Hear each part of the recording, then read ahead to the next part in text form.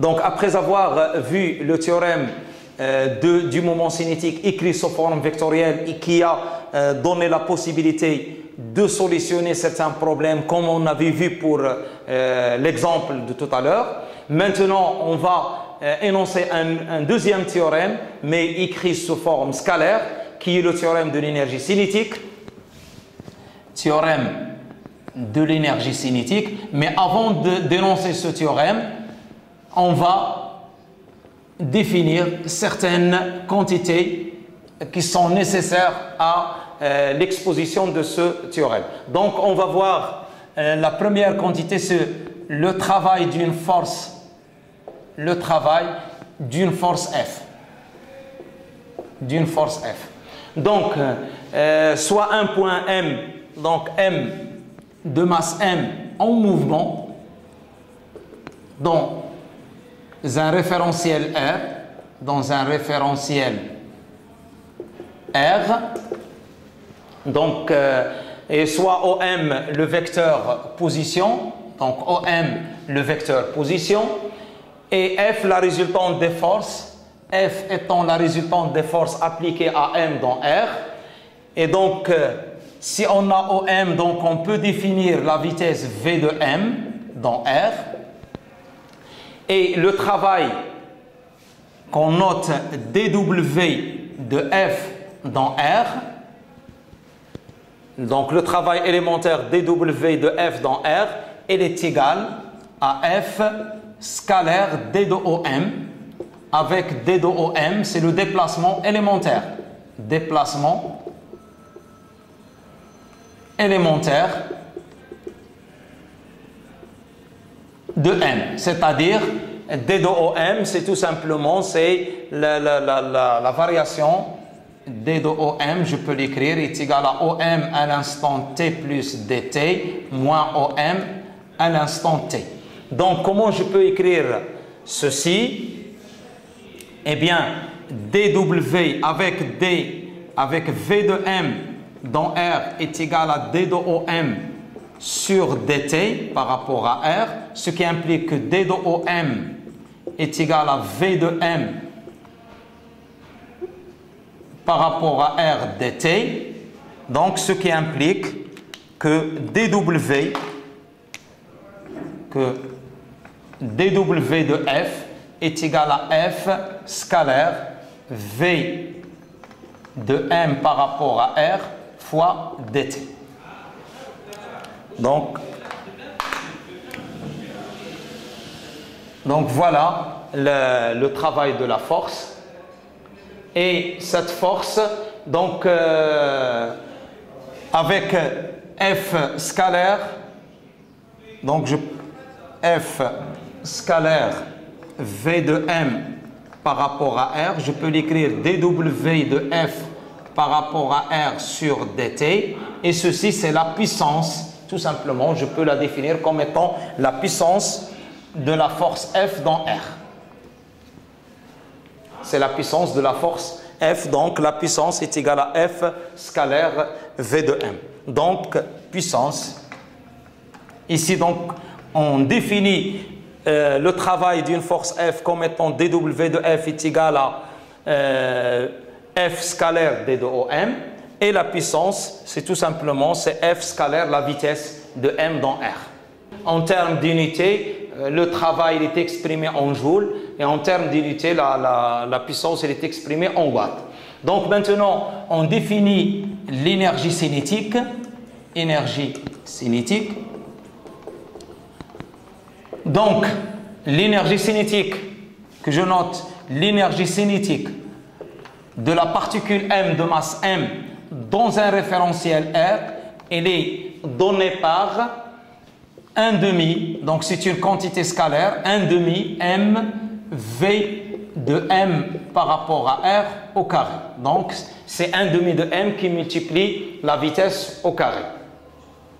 Donc, concernant le théorème de l'énergie cinétique, comment je peux l'écrire? Eh bien, si je prends D de EC de M par rapport à R, elle est égale à 1/2 M D de V carré de M par rapport à R, ce qui implique que D de EC de M par rapport à R, il est égal, bien sûr, la dérivée est faite dans R, est égal à M V de M par rapport à R, D de V de M par rapport à R. Bon, donc, ce qui implique que or D M dV, or M dV de M par rapport à R sur dt fois dt, donc est égal à M dV de M par rapport à R. Donc ceci, il est égal à, ceci c'est M gamma de M par rapport à R fois dt qui est égal à F dt. Voilà. Donc ce qui nous donne tout simplement, ce qui nous donne que D de EC de M par rapport à R, à quoi est égal? Donc je remplace, donc c'est M V de M par rapport à R fois F fois dt, donc je remplace dV. Or MV, or V de M par rapport à R fois dt, ce n'est que D de OM. Donc ce qui implique que D de EC, donc tout simplement VMF dt, donc D de EC de M par rapport à R, elle est égale, donc je remplace ceci, donc c'est F D de OM. Donc qu'est-ce que je trouve? Eh bien que la variation du moment de l'énergie cinétique, de la quantité énergie cinétique, D de EC, donc la variation, est égale à dW de F dans R. Et donc, ça c'est l'écriture, c'est ça le théorème de l'énergie cinétique. C'est le théorème de l'énergie cinétique. Donc, comment on peut l'énoncer? Donc, pour un référentiel R, donc la variation de l'énergie cinétique, ce n'est que, il est égal, donc pour un référentiel galiléen R, la variation de l'énergie cinétique du point matériel entre deux instants T1 et T2 est égale au travail de la force résultante F appliquée à ce point matériel entre ces deux instants. C'est-à-dire que pour deux instants différents, entre T1 et T2, donc j'aurai EC de M par rapport à R, il y a EC1, EC2 moins EC1 de M par rapport à R est égal à W pour aller de 1 à 2 de F par rapport à R. Voilà, c'est une écriture, autre écriture. Donc il y a plusieurs façons d'écrire le théorème de l'énergie cinétique. Pour un référentiel non galiléen, comme on a fait pour le théorème du moment cinétique dans un référentiel galiléen et dans un référentiel non galiléen, on peut aussi énoncer le théorème de l'énergie cinétique dans un référentiel non galiléen. Donc D de EC de M par rapport à R1 est égal, donc si on fait le calcul, est égal à F, donc c'est D sur, donc c'est D de 1/2 M V carré de M par rapport à R1, donc on fait la dérivée dans R1. Si je fais les calculs, c'est M V de M par rapport à R1, D de V de M par rapport à R1, et D de V de M par rapport à R1, comme j'ai fait tout à l'heure, donc je peux l'écrire, c'est M V de M par rapport à R1 gamma de M par rapport à R1 dt. Et M gamma R1, donc c'est tout simplement, c'est V de M par rapport à R1 je remplace M gamma, c'est quoi? C'est tout simplement, c'est F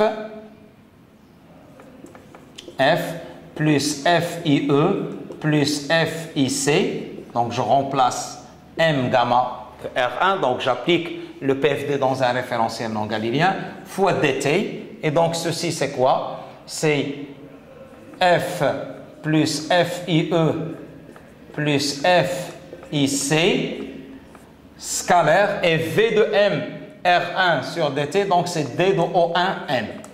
Et ceci, c'est quoi? C'est tout simplement, c'est dW de F plus FIE plus FIC par rapport à R1. Donc, voilà le théorème du moment cinétique, de l'énergie cinétique dans un référentiel galiléen, non galiléen. Donc, la variation de l'énergie cinétique dans un référentiel non galiléen est égale au travail de la force résultante F appliquée à M, plus le travail de la force d'inertie d'entraînement, plus le travail de la force d'inertie de Coriolis, mais par rapport au référentiel R1. Bien sûr, avec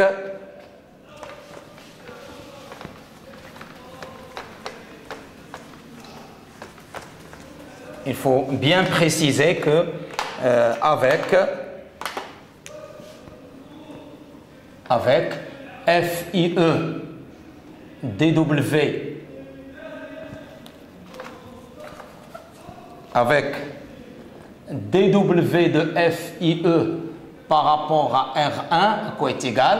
Eh bien, est égal à moins M gamma E de M par rapport à de M scalaire D de O1M. Et dW de FIC par rapport à R1 est égal à moins M gamma C de M scalaire D de O1M. Voilà. Et dW, bien sûr, de F, la résultante par rapport à R1, est égale à F scalaire D de O1M. Donc voilà les quantités qui apparaissent ici.